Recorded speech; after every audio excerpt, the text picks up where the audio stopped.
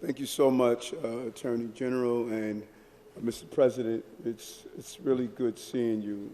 And how do we get here? When I was in Washington, D.C., we were in a meeting, and the President pulled me into the Oval Office. And after asking what could he do for the city and our desire to deal with violence, I had a brief nod, and I was about to walk out. And he grabbed me by my arm and turned me around and looked into my eyes. And he says, "Eric, what can we do?" And I told him the help we needed.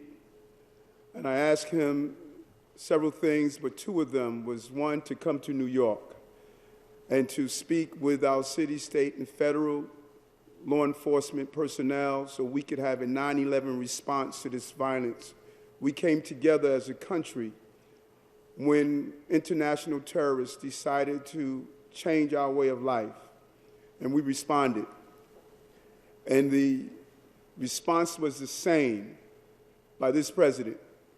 In August, this room came together, some of the finest men and women in law enforcement, and they meet every day to zero in on the violence that is attempting to take our way of life. And I thank you for your response, and Mr. President, I thank you for your response. And then I asked him to go on the ground, because it's about intervention and prevention. And prevention are the long-term things we need to do. I asked him to go on the ground with us to meet the crisis management teams, the everyday people who are doing the hard work in alignment with the police department. And today, we're going out to Queensbridge and meet that team, where a young man named Kay Bain is using his skills to bring down violence. And in his area, we saw 0 homicides for a period of time. But it was not only because of what he did, it was because of what D.A. Katz did to partner with him by bringing down those known violent offenders. That's the combination we need. And I'm biased, Mr. President, because I have some of the best congressional delegations here in New York.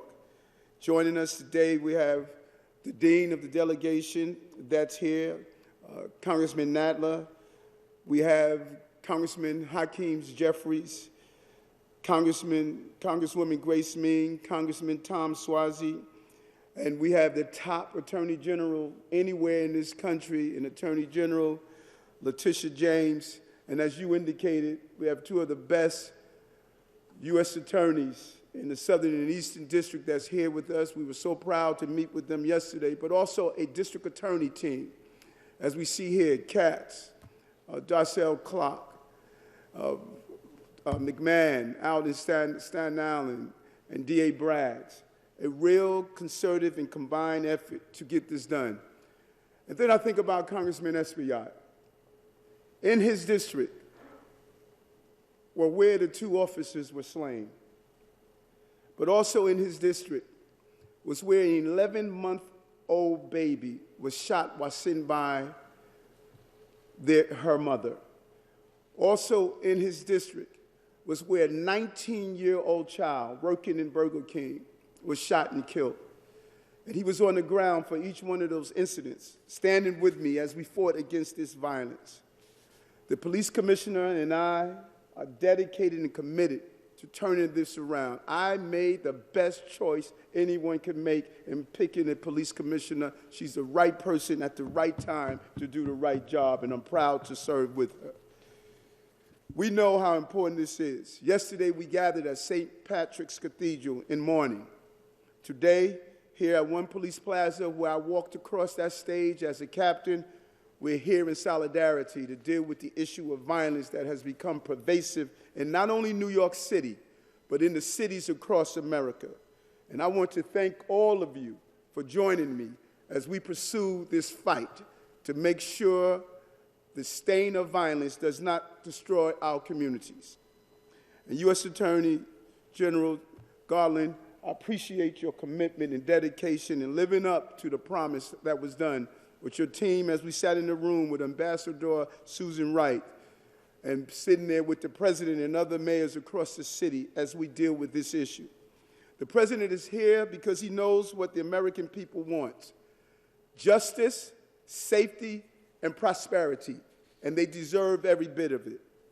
And he wants to end the gun violence in our city and in our country, in a future built on equality and opportunity, because the lack of the two feeds the gun violence that we are seeing. Far too often when we advocate for this, Mr. President, people miss the part that we state. We want to end inequality.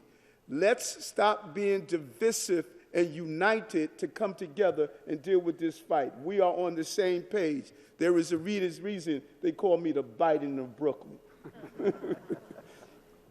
That's what New Yorkers want too. That's what I campaign on, and it's why you elected me as the mayor of the city of New York.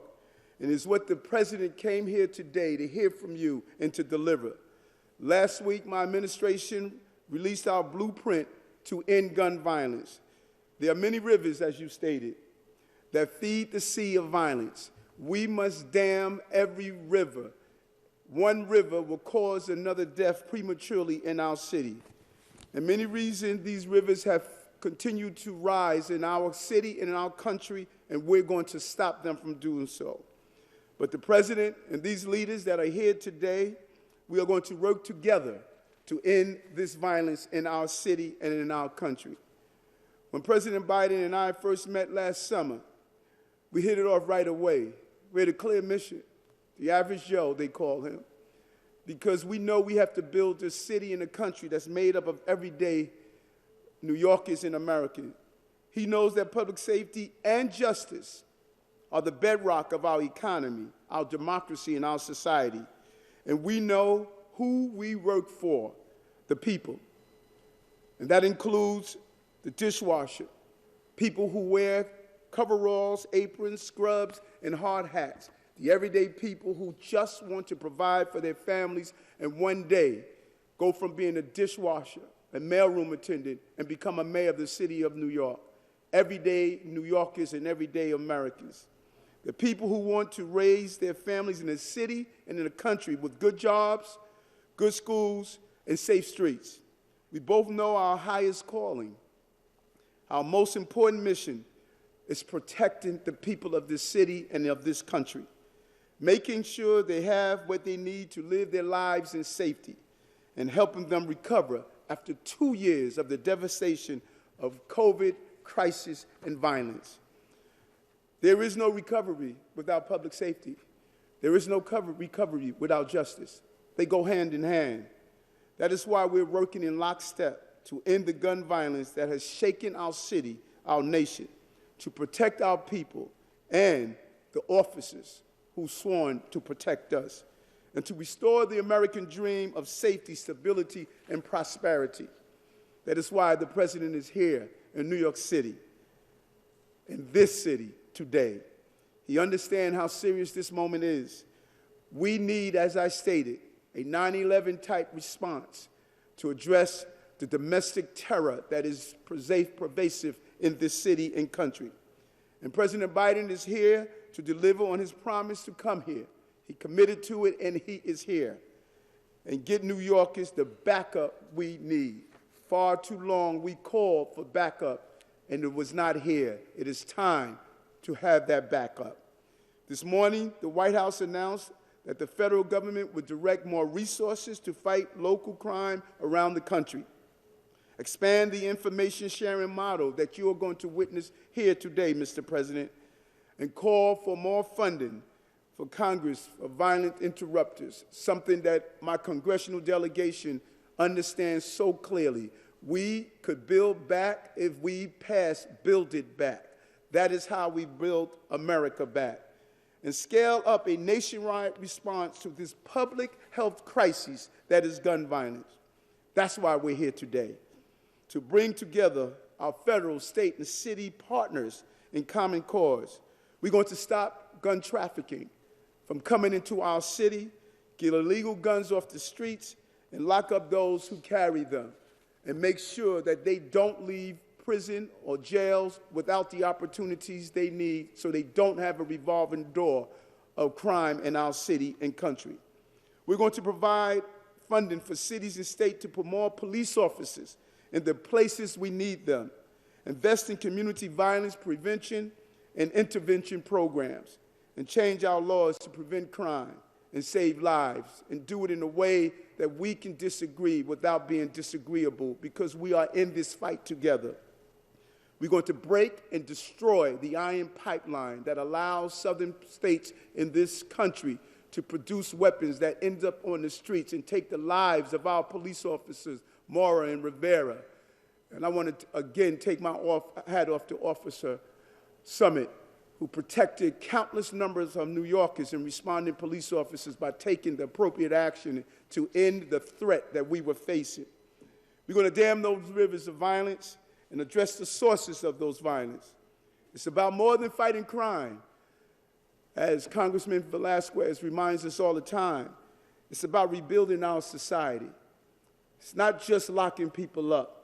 It's about picking them up and giving them the opportunity to do so. That is why the American people elected Joe Biden to lead them. That is why we're willing to follow that leadership. And that is why I'm proud to be here today among the men and women who wore that same uniform that I wore, to stand shoulder to shoulder with the president. And we want to get stuff done. That's the administration of the Biden's administration and the Adams administration, to get stuff done for the American people.